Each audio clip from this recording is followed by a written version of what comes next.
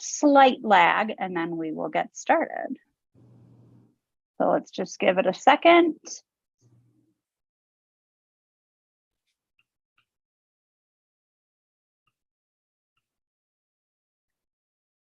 And it looks like we should be good. All right, woohoo. I swear someday I'm going to figure out how to have it go live and already have it all set up. But, you know, we always focus on the education side of things. I guess I need to educate myself on that part. But let's explain who we are and what we're doing. So I'm Jessica. I'm the executive director at C4. I'm super excited because today we're going to talk about what we did at ETH Denver and who we partnered with and what that looks like. So today we're joined by Dave Merwin from DEPT Agency. Dave, do you want to say what you do there? Sure. I am a product strategist and a executive sponsor, and I help Web3 projects come to life. And you're a total Web3 geek. I feel like that should be I am very much as well. Yeah, I'm very much a Web3 strategy nerd. Love the space and love doing what we're doing. Yes, for sure. Okay, and then we've got Katya Michaels here, and Katya is from MEW Wallet. Do you want to say what you do there?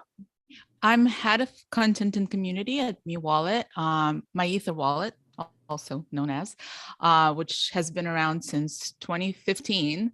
I've been with MEW for 4 years, and at ETH Denver, we were the official wallet with our mobile wallet. And we help people onboard and get some free food with the tokens that ETH Denver distributes. So kind of this nice use case that was easy for people to go through. And we were excited to partner with C4 on the Blockchain 101 station at ETH Denver to also help people who are new to crypto figure out this wallet thing and security, and a little use case that you guys also did, which was awesome. So yeah, excited to be here. Cool. Thanks. So for those who weren't at ETH Denver or aren't familiar with what we did, we worked together to set up this Blockchain 101 space, like Katya said, and we had these big drapes that showed wallet basics and what you need to know about NFTs and all of these different things. And people kind of walked through and saw these different options of what you could learn about with C4. And then also there was a table set up to help people be onboarded to MEW Wallet and to learn what the basics are. And we do know that ETH Denver was kind of wild and crazy. And so not everyone got a chance to set up a wallet that wanted to. So we wanted to do a follow-up live stream to walk people through this, show what we did, and make sure that anybody who was there that had questions could bring those follow-up questions here. And then we also want to talk a little bit about backing up your wallet, what that means, because we weren't able to focus on that at ETH Denver. And it's a super important part of the process and something that MEW takes very seriously, and we do too. And we want to make sure that if anyone has questions about the steps for that or hasn't done that already, that they have those resources. So to those watching, thank you. That is our intro. And I think it makes sense now to talk a little bit about the basics of security, and then we'll get into setting up a wallet. And so we've got some slides here. Did you guys want to say anything else with the intro before I went into this next part? No, we're good. Or I'm good. ETH Denver was a really great, if anyone ever gets a chance to go, it's a really, really great experience. I walked away from it feeling really hopeful about the space, despite all the news in the press. And so it was nice to be on the ground and actually talk with people who are trying to build real things. Yeah, it is. It's like, it's one of those things where it's super fun. It's chaos. Like you meet so many people and then afterwards you feel like what happened. Yeah. It's sort of a blur, but definitely it's an experience. And like all experiences, there are ups and downs to it. But I think overall that most people I know who went are really glad that they did and that they learned about Web3 when they were there. So yeah, I'm going for us, it was really great, like to see people, download the product and, use it right in front of you. So that's like the best you can hope for feedback and to learn like how users actually relate to the wallet and what they find cool and what they find challenging. So it was a great learning experience for us as well. So yeah, we got a lot out of it. Well, and I didn't say this in the intro, but one of the things that we did with DEPT was we walked people through how to mint your first NFT, and we had some questions, and we'll go through that a little bit later. But I totally agree with Katya. One of the cool things was like seeing people in real time experience something that maybe we've only seen virtually, and to have that one-on-one and see like, oh, you've never set up a wallet, why? And ask those questions and work with them to learn. It was definitely unique in that way for sure. And another thing that I just wanted to add, I met a bunch of people who did set up a wallet last time in Denver, right? But have never done anything with it since. So there's also that kind of like barrier where they have a wallet, but then like, now what? And when you have a use case, like with the tokens for food or with minting an NFT like you guys did, it engages the person immediately in like what the wallet can do, which a lot of people I don't think got out of their first like wallet download, a year ago or whatever. I think that's a really good point. Like the setting up of a wallet already feels intimidating. And then that next step is actually using it also feels intimidating. And so to do so in a safe way, like the food tokens at ETH Denver or with minting an NFT through what we have, it's a easier onboard than trying to figure out like, okay, what do I do now? How do I get Ether, whatever I'm using? So yeah, for sure. Okay, so let's do a little security basics to start. Excuse my screen sharing as I try to figure this out. Okay, so let's do security basics, and we're going to talk about what a wallet is, but let's first just say the basics that you should know before you get into this. So basically, no one should ever know your private key. No one ever needs to. And it's extremely important that you don't share this. And we're going to talk about what this is in a minute. But I know that MEW takes this really seriously. Katya, do you have anything you want to say about private keys? I mean, yeah, definitely. So I think right from the start going in, this is the most important thing to understand about a wallet like MEW and about wallets on Ethereum and in the smart contract space and Bitcoin, any crypto wallet. This is the most important thing to understand, that when it's non-custodial, which is what we want people to do, you are the owner of your keys. You are the custodian. You are the only one responsible, which is great because this is not like FTX. This is not like a bank run. This is the opposite of that. Nobody can take your funds. But it also means that you have to be super cognizant of your security. And this is the main and first step to keep your keys secure. Yeah, and MEW will never say, hey, can you share your private keys with us? So if you ever get something like that, it's not actually from MEW. Absolutely. It's from a scammer. Yeah, a reputable wallet will never, no matter like to troubleshoot, to help you, they will never need your keys to do it. They will never ask you for the phrase. And if someone says, oh, give me your key, I'll fix it for you, it's a scam. Yep. So, okay, also, we've talked a little bit about like if somebody reaches out you from MEW Wallet, that's not real. But also you may get people messaging you that you don't know being like, hey, let me help you. So if a stranger on the internet is offering to help you, question why. This is, and I did want to point out, this is not something that's new to crypto. This is something that has been an issue with fiat, with credit cards. I know somebody recently who was scammed because they thought it was their credit card that was reaching out to them for something and it wasn't. And so these scammers are extremely smart. They've honed these scams for years and they update them. So if you have been scammed before, this isn't a way to shame you. It's just to say like there are resources out there to learn about to make sure you're not, and just be really careful and diligent when you're going through and setting up your wallet and whatever you do with your private keys, make sure that you're keeping them private. Also, you cannot win a contest you did not enter. So if you get this amazing deal from MEW Wallet that tells you that you've won this contest and did you enter a contest? Is MEW Wallet doing a contest? Make sure to look and to see. I like how you're laughing, Dave. I mean, it's so true. One thing that I always find fascinating with people, when you create a MEW Wallet, like with any non-custodial wallet, you don't give your email, your phone, even your name. You're not giving any of that information. We don't collect any of the identifiable user information. So how do you think in the end, we all of a sudden reached out to your phone and told you specifically, when we never got your phone in the first place? So that's one of the things, like, remember, if you created a non-custodial wallet, we don't know anything about you. So we cannot reach out to you first because we don't have your data. So if somebody is reaching out first, then, obviously that's not us. I think That's a just a tail into that. Like, I know, like, I personally, back in the day, definitely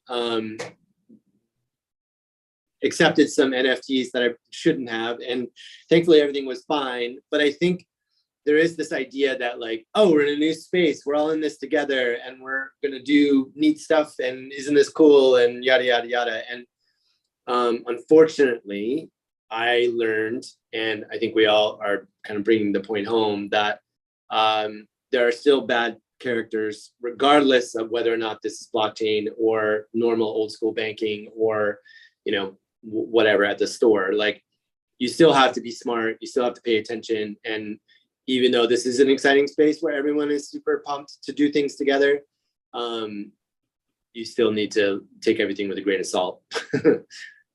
Yeah, there are bad people everywhere. There are good Yeah. people everywhere too, but just to be aware of what is out there and what you should keep an eye out for.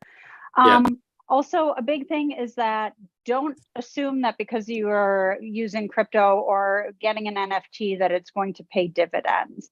Many of us just love this technology. It's not about the financial gain. It's about the use cases and changing the world and making the world a better place. And there is definitely a lot to be said about the investment side of it. That's not what we focus on at C4, but don't assume that everything you do is just going to basically be lead to making money.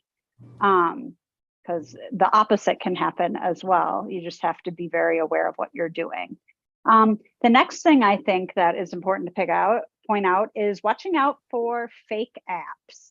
So Katya, is this something that you've heard about with MEW? Of course, yeah, absolutely. MEW has, because it had a lot of users starting from very early on, it had, it's a target for phishers and scammers and fake websites and apps, of course.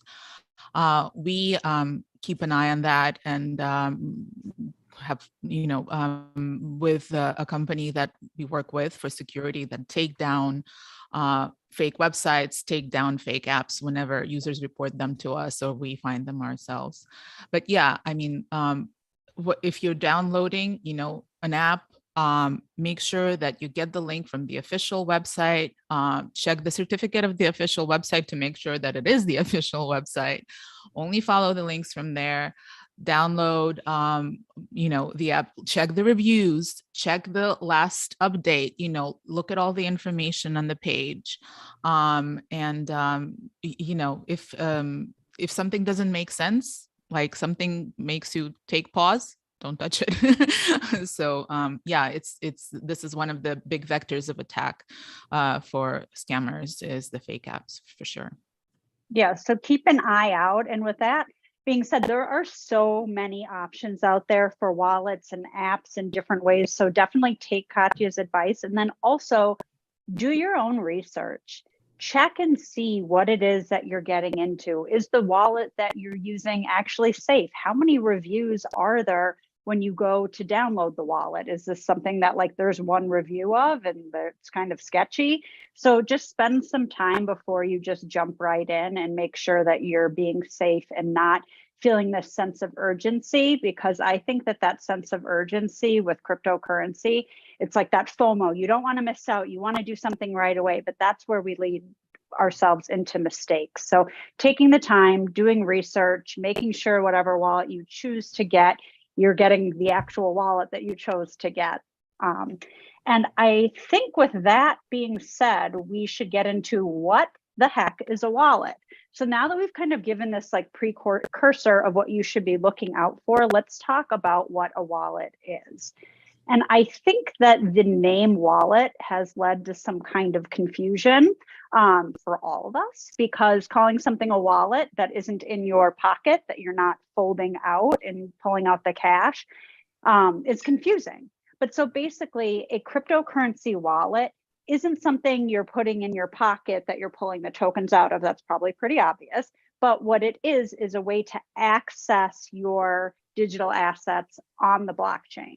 So whatever blockchain you're using, so let's say Ethereum, the assets that you have, your NFTs, your Ether, your other tokens, are on chain, and you're using your wallet as kind of like a portal to accessing it to move it around. But it lives on the chain, not in the wallet. But your wallet provides access to what's on chain. And that is why when we talked about private keys, and we talked about making sure nobody has your secret recovery phrase, it's so important because it's on chain and anyone with the key can access it. So I'm going to get into a little more details about this. But first, pop quiz. You're all like, no, I didn't sign up for that. So which key is used to sign transactions? So public key, keyline pi, private key, or skeleton key? And yes, there's always a food related answer if I've created it. So anyone? Yeah, there you go. Well, you can give the answer. Yeah, so the private key, if you're not signing with the private key, there's no way for it to know that it's actually your wallet that's doing the signature. The public key is not, whenever you're confirming thinking about the key for your house, right? Like you couldn't just go get a regular key and try to hope that it works inside your door. You need the key, hopefully, that you're keeping private in your pocket so that random strangers aren't showing up and doing that stuff. So that's the purpose of that piece of tech. Yes, exactly. And so Ether goes into a public address. So if I'm sending Ether to Dave, it's going to go to this public address. I can have the address, Katya can have the address. It doesn't matter who has the address, because it's kind of like, okay, you can have somebody's address, but that doesn't mean you can get into their house. So how do you get into that house? So it's with the private key. So if you have a private key, you're able to open this door. You have access to the cryptocurrency, the Ether that's inside. So if this person here, let's say this is Katya, if Katya is sending money to me, this doesn't look like me, but we'll just go with it. If Katya is sending money to me, but she doesn't have the private key, she can send the money to this public address, but she can't take it out. So it's all mine, I've got the key. But let's say I lose my key. I lose the backup information. I have lost access to my cryptocurrency. Can I call someone and be like, hey, Katya, you work at MEW, I lost my key. Like, can you help me out? What would you say, Katya? That unfortunately, no, there's no help for that because as I mentioned before, we don't have any information. We don't have that key. The reason why centralized services like Gmail or banking services can restore access for you is because they have it as well. So they know it on their side. They can reset it. They have access to all this, and they will help you out. You are establishing some kind of trust with them that they're not going to use it for their own purposes. But as we know, they do, and they sell your data and they lose your money, etc. So this is a double-edged sword. They can restore it for you, but they can also have access themselves. Here, nobody has access except for you, but that also means that nobody can restore it for you. Nobody ever had it except for you. And that is the challenge, but also the benefit of having a non-custodial wallet. Yeah, you have to keep your private keys safe. Yeah, and there are so many tools out there now for how to do this and different options for it that it really is something that's manageable. I know like 10 years ago when I first got crypto, I don't have that anymore because I didn't know what I was doing and I screwed it up, and I don't want other people to do the same thing. So there are so many resources now. to make sure that you don't lose it. And you just kind of have to follow those steps.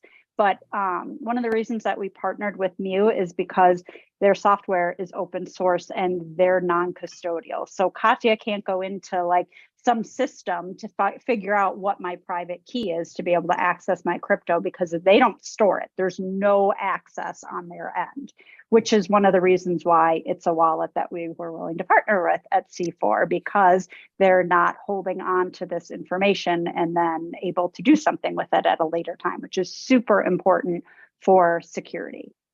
So I think it's important just for a moment to talk about custodial versus non-custodial. Just in my experience, the having that understanding is you know, if you think about it this way, like the analogy might fall apart, but let's at least give it a shot. So the non-custodial version is I am going to take $1,000 cash and I'm going to put it under my mattress.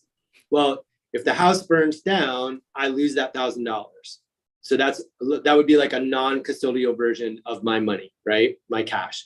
The custodial version is I'm going to take that $1,000. I'm going to put it in my bank. And this is another thing. This is where the analogy begins to fall apart, but just go with me for a second. If the bank burns down, the federal government will pay me that $1,000 back. And that's an important thing to think about when you're thinking about what kind of system that you want to actually use. Most of us, I think, would prefer the idea of a non-custodial wallet that I'm in control of, that I understand what I'm doing. And in order to kind of bring that home, I've had folks, okay, let's create a wallet. Let's not put anything in it. Let's do some things on testnet. Let's get some fake money in there. Look at all the things you're able to do. Okay, I'm going to take your seed phrase and I'm going to delete your wallet. And now let's see how you try to get it back. And so going through that practice of learning that you really, like when people say you can't get it back, you really cannot get it back. Like they're not kidding. So having that experience, at least, go ahead, sorry. Yeah, I wanted to add a little bit. So for non-custodial, I agree, but I feel like with blockchain, it's a little better because you can have your keys on a metal backup device, that it's not going to burn down. Blockchain is not going to burn down. So like, it's not physical money that can disappear, as long as you have keys or multiple sets of your keys in secure locations. And on the other hand, the bank metaphor also, like the bank may give you back the $1,000 if it's doing well, right? Or may or may not, right? If the government is in trouble or the bank is in trouble. And the only reason I mentioned this is that I've interacted with a lot of users from a lot of different places, and I noticed like a cultural difference because with users who are from places where governments have failed, banks have failed, inflation is even now nothing that we can imagine, here in the US. They're much more tolerant of the challenge of self-custody than people who have not witnessed like what can go wrong with custodial services. Like most of us in the US have never seen a bank, until recently, I have never experienced a bank failing, and our personal money being gone. But people who have in different countries, in different parts of the world, it doesn't seem so hard to them all of a sudden to do self-custody because they've seen the alternative. And that's one of the things. Yeah. Yeah, I agree with you in principle. I'm just for the purpose of illustrating like how much in control you actually are. Just being able to understand that is a part of the equation. Well, and I think the thing is I think that analogy works if we take it to a place where we say, okay, if your house burns down and your keys were in your house, well, if you've got them on a crypto steal, if you've done everything to protect it, then who cares if your house burned down? Because it's not the blockchain burning down. Right. It's not your safe that's burning down. It's not your crypto steal private keys. It's the house. It's not all of the things that you've done to protect it. Versus if the bank burns down, do they have your keys on a crypto steal, or is it in a computer base? Are they going to be able to access it? What are all of the things? And as we've seen, just because a bank is insured doesn't mean they're actually insured for everything. So having your, there's something to be said for keeping your money under your mattress. I mean, obviously, if the house burned down, that wouldn't do anything, but crypto takes that idea of having and holding your own money to the next level, because your money is available in a different way. It's on chain. And like, you could flee a country, and if you have those 12 to 24 seed phrases, which allow you to access your crypto, then it doesn't matter where you are. It doesn't matter what's happened. So I think that, to your point, Dave, because catastrophes can happen, but if you are safe and secure and have done everything on your end, then nothing can touch your crypto. It's been set up so that it can't be. So it's actually pretty incredible what can be done. So I just want to quickly finish this where we said, if I lose, if Katya doesn't have my key, she can send the money, but she can't access it. But if you see there's like a transparent door, you can see what's inside of it. So I can send and receive my own Ether because I have the key. Katya can't, but she can see exactly what is in my crypto, like in my wallet, because it's visible, but she can't access it. I'm loving these like Bitcoin binoculars. Oh, I didn't change that part from the other thing. It's fine. I mean, it works. Bitcoin binocular, BB. I'm glad you pointed that out. That just goes to show how we can see things and then not see them in front of us, which I think is just like a funny human nature thing. Okay, anything else on this before we go to actually setting up a MEW wallet? I just wanted to clarify here that just as Jessica said, all the transactions are visible. Blockchain is transparent if you know the person's address, but also it's not transparent who owns the address, right? So it's all the numbers, right? You can see what address did what transactions, but you cannot see publicly who that person is, especially if people have non-custodial wallets, they had never tied their personal information to that address.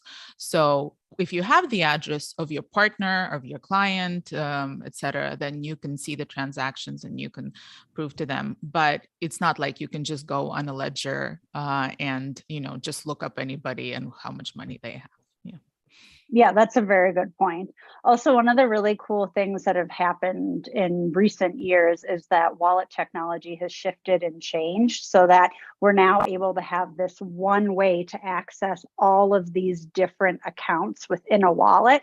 So I could access my account using my accounts using one wallet, but I could give different public addresses to Katya and Dave, and they won't even know that they're connected. They might not even know that, they're both mine. There's just all of these different options now.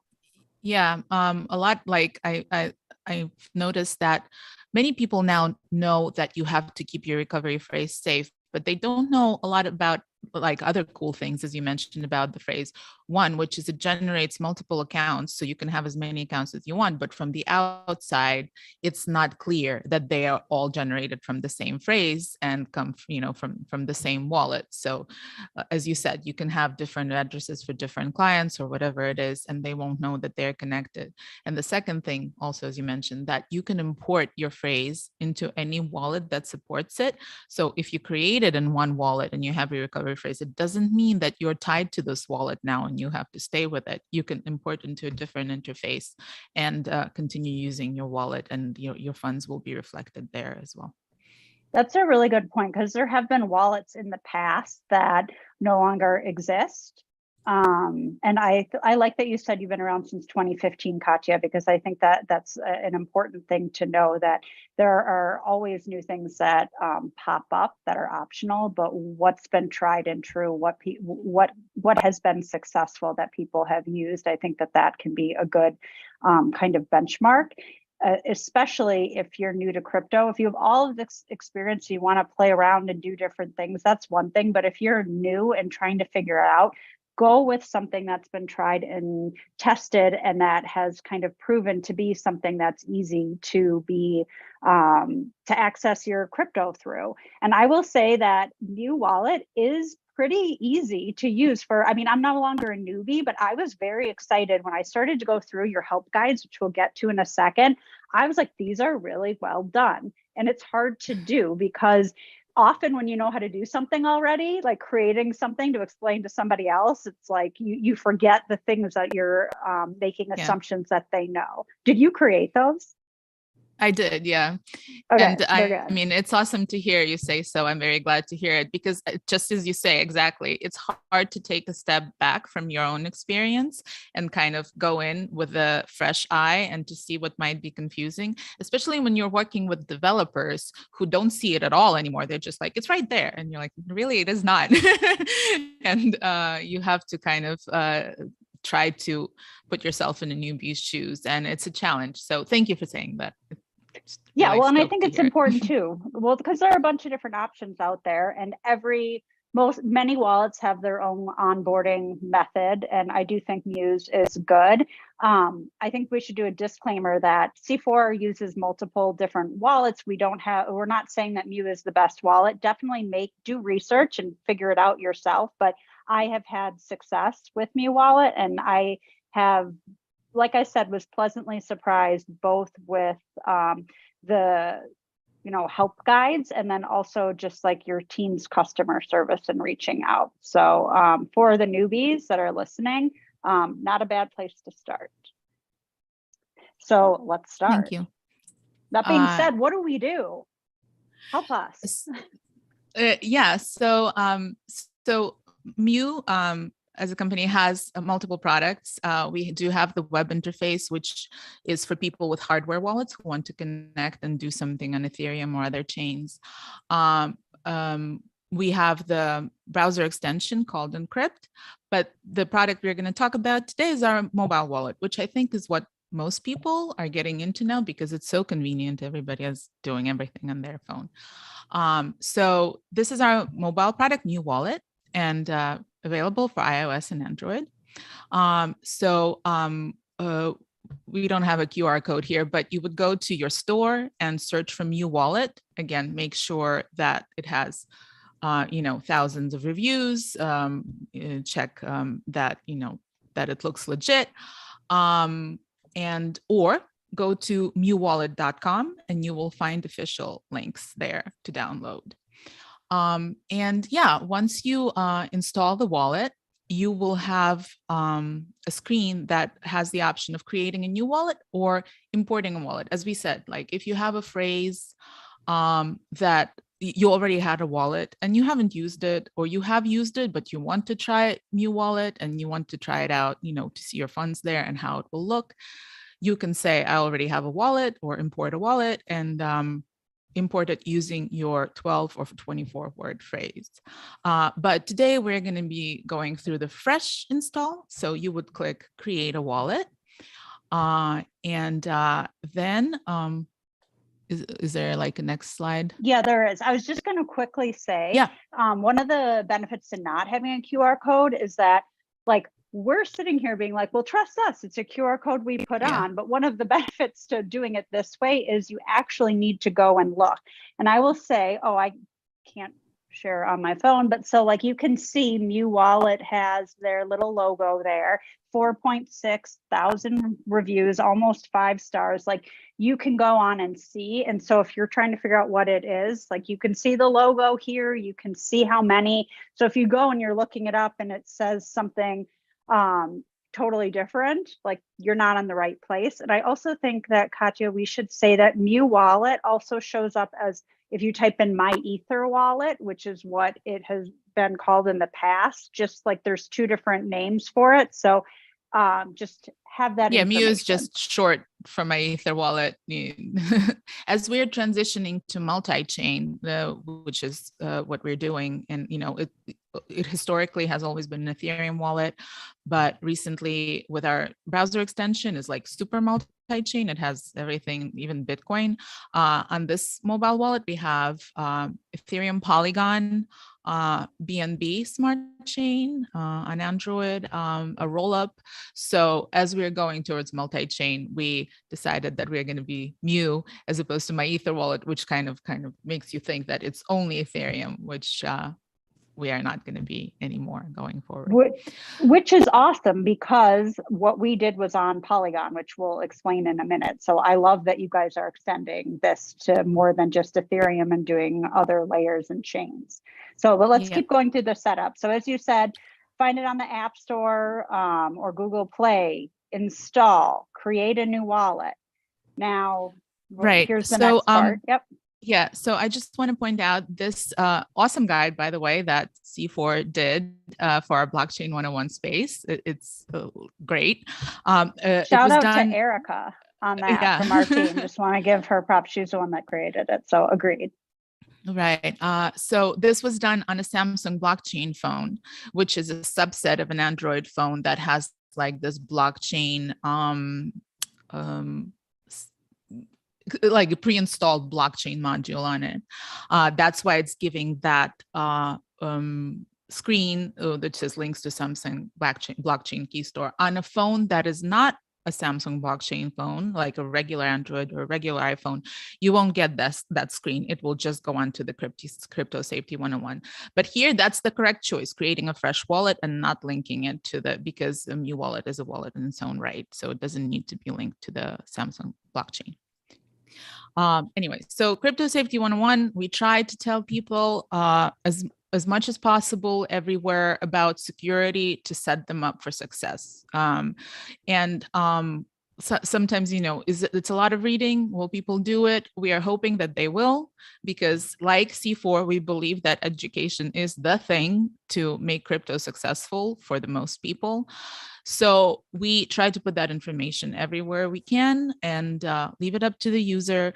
So here it basically says like about the security of the phrase, the most important thing that you need to know, that this is your responsibility. You have to back it up, maybe not necessarily right away, but certainly before you put any significant amount of money on it.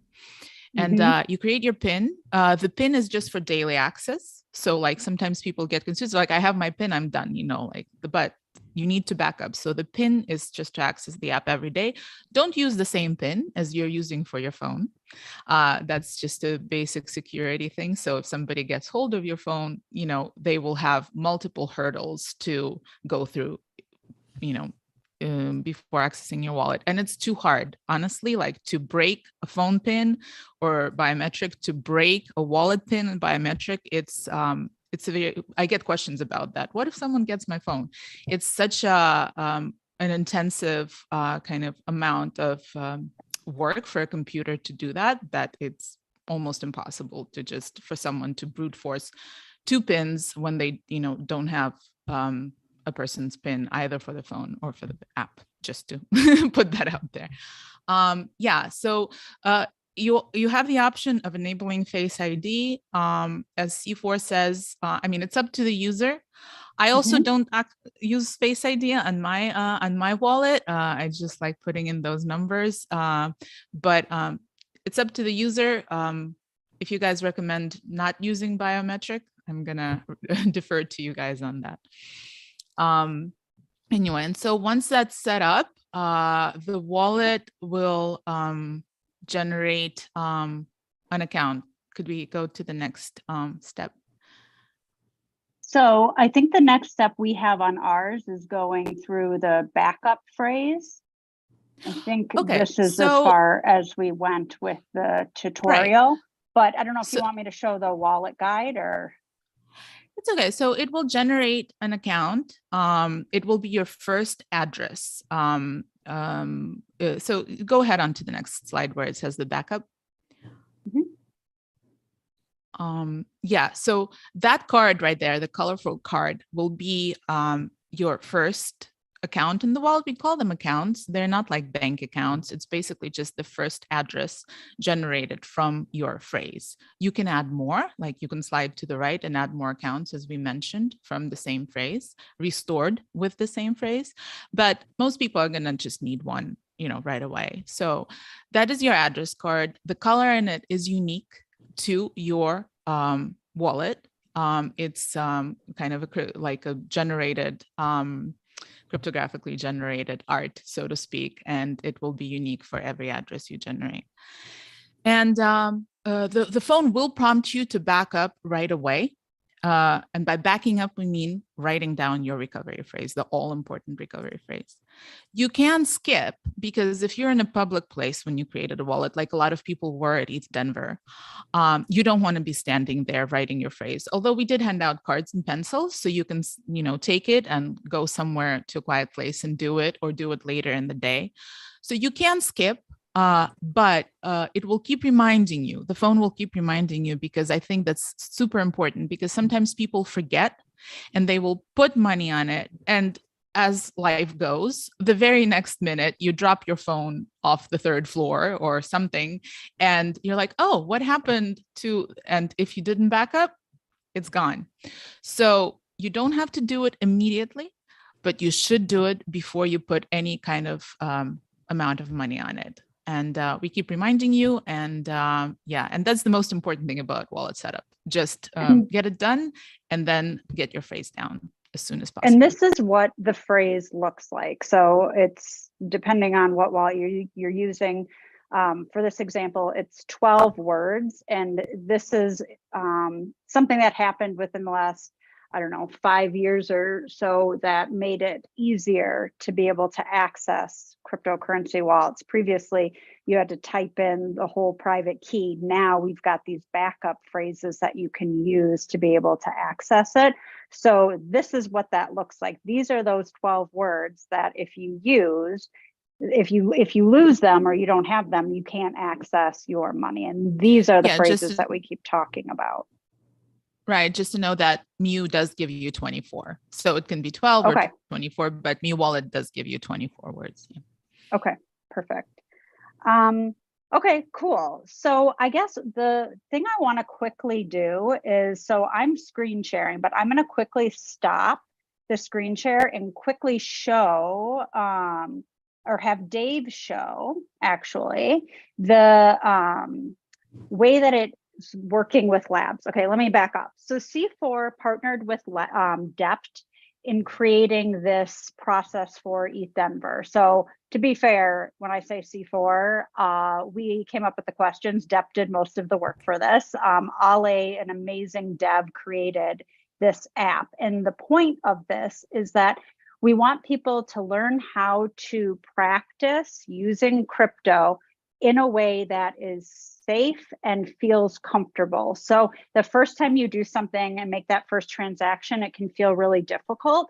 And so we worked with DEPT to create this, but then really exciting, MEW Wallet came in and was like, hey, you can use MEW Wallet for this. We can do it at ETH Denver. We can partner together, and we'll be able to go through and use Polygon. So Polygon is a layer 2, meaning like what Katya was saying earlier, how MEW was just Ethereum and they're adding on. So now it has Polygon. So Polygon has really low transaction fees, and their currency is Matic. And that is what we used at the Blockchain 101 experience, so that people could mint an NFT for the first time using Matic that we paid for, so that they could experience this and just try it out. And so thank you to MEW Wallet for making this a possibility to be able to create this. And yeah, I'm excited to see how it works. So let me get Dave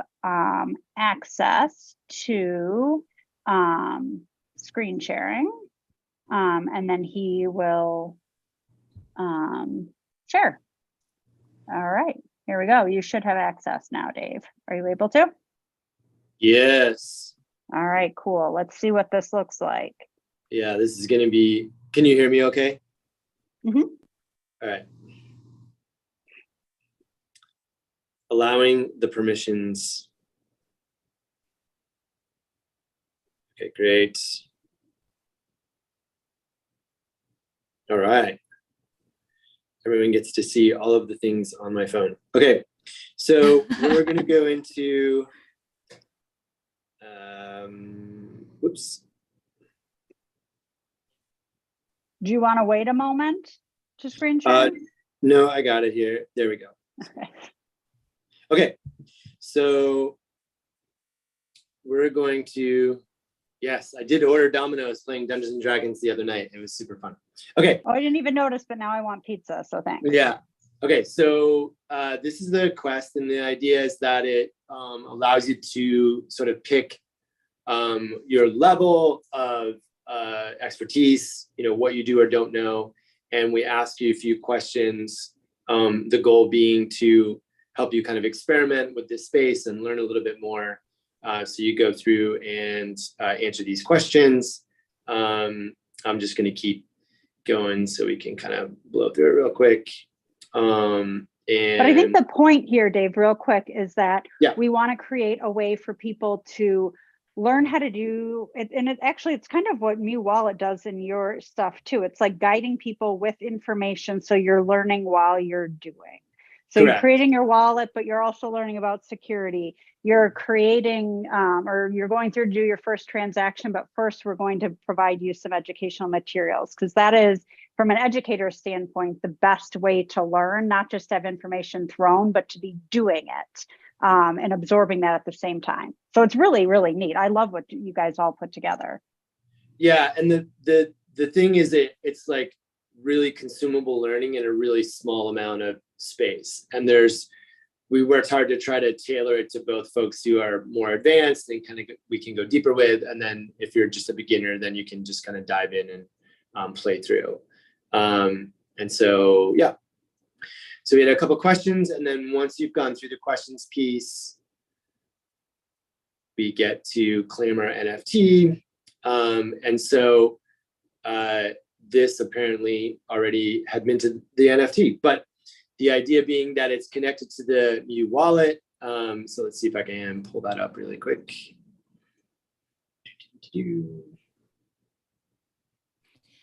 I think in order to mint it right away, you would have to do that in the in-app browser, right? The process, because I think that's what C4 had people do that, put that link.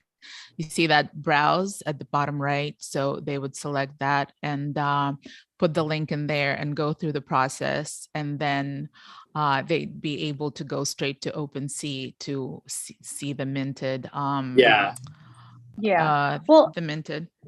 I have it. Yes. So I don't know if you guys will be able to see. I did mine. I have my NFT on Polygon in my MEW Wallet.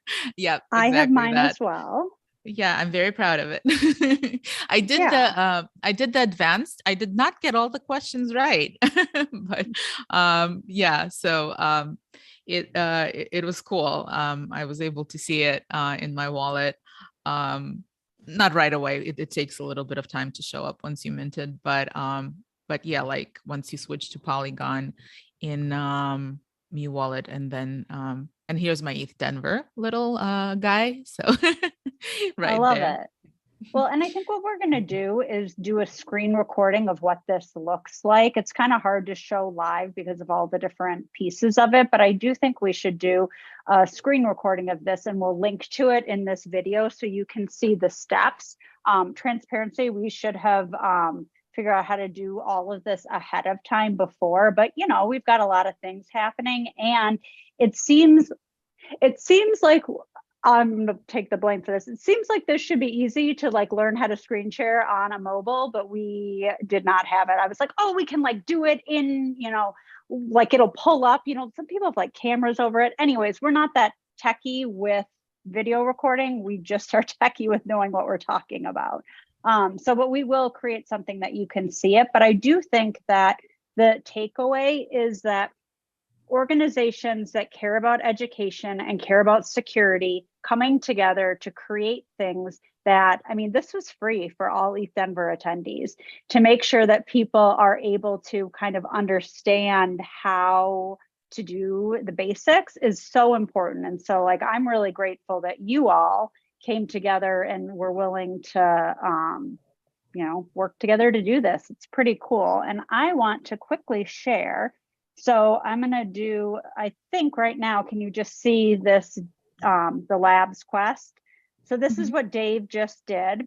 And just so you know, this is what Katya was talking about with the Enkrypt and how you can see what other options are here. This is through. Yeah, if you click on manage networks, you'll be able to see like the full list of the of the networks that are natively available in Enkrypt, super multi-chain, as you can see, Scale and Polkadot and everything.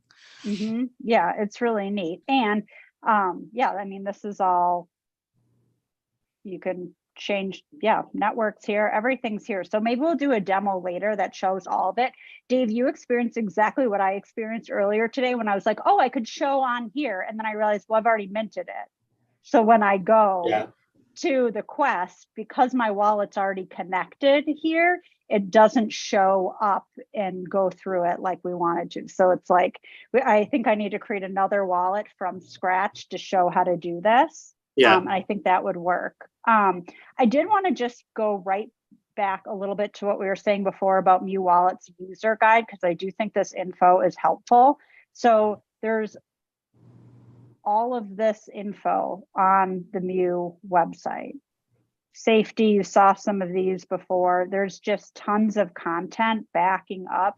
So if you have questions about MEW Wallet, I do think it makes sense to look on their website for these. And here you can gain access to them using these QR codes. So the getting started guide for Apple versus Android is here if you want to scan those and see. Otherwise, it's accessible within your wallet. So if you download the wallet and you're on your phone, you can easily connect to these different guides on it. And DEPT has a really cool Web3 page. I always think like, there's the difference between, I guess your Web3 site is fancy, I would say. It looks good. There's like I was trying to find a link to it to show, if you want to pop it in the chat. I was trying to find the one with the Web3 part. Wait, I think I just got it. Here we go. So, it's got all kinds of metaverse, blockchain tokens, all kinds of stuff. It talks through some of the projects that we've done, and then a little bit of the thinking that we've done. And then when you go all the way at the bottom, there's a link into the labs experience itself. So, right, which is this that we showed you before with the beginner and advanced part. I just wanted to add as well, and to Dave's company that does this. I think another big takeaway from ETH Denver for us, and from the talk today, is that there are use cases for crypto that are easy and fun and can be done today. Because I think a lot of people still think it's so early, you can't do anything with it, you can just hold it. That is actually not the case. There are networks like Polygon or rollups that have really low fees, and you can do a lot of stuff and play around with minimal, investment into fees. And use cases like ETH Denver did with the tokens for food, where ZK Sync Era covered, the low fees, but they even covered them for attendees. And the DApp that Dave did for you guys to do this minting, there are cases out there that are fun, that are doable. So we try to provide education. C4 provides education. We have the guides right in the app. Like if you scroll down, you can go to getting started guides that tell you how to do things. So there are fun things you can do with your wallet and useful things. Just stay secure and jump in, and don't be afraid to try things, especially since there are layer 2s now where it's not expensive to try things. So. Yeah, and I think the last thing I want to say before we go is that you're going to hear in the news that Ethereum's dead, that Bitcoin's dead. There's all of this, fear, misinformation.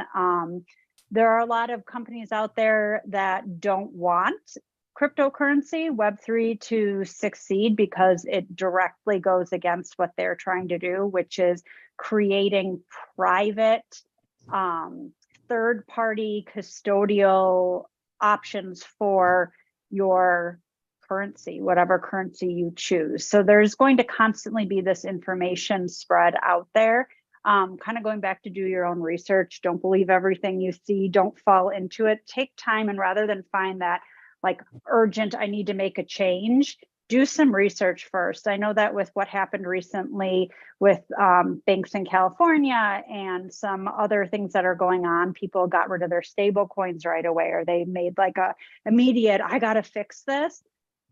It's best to consider what you're doing, think things through, do research, go to trusted sources before you do anything.